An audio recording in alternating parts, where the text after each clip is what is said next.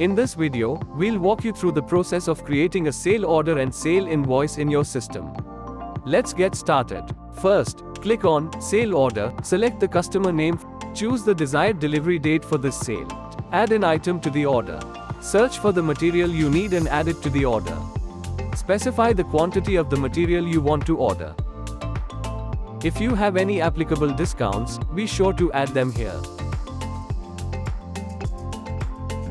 Add another material to the order if needed.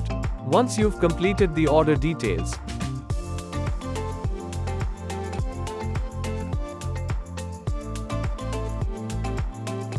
don't forget to save it. Now, let's move on to the sale invoice. Click Sale Invoice to begin creating an invoice. Search for the sale order number you want to create an invoice for. Select the dispatch method. Edit the material and choose the location. Make sure to save the invoice with the updated information.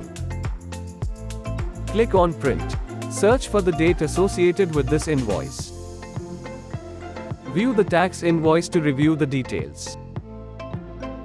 That's it. You've successfully created a sale order and sale invoice using your system.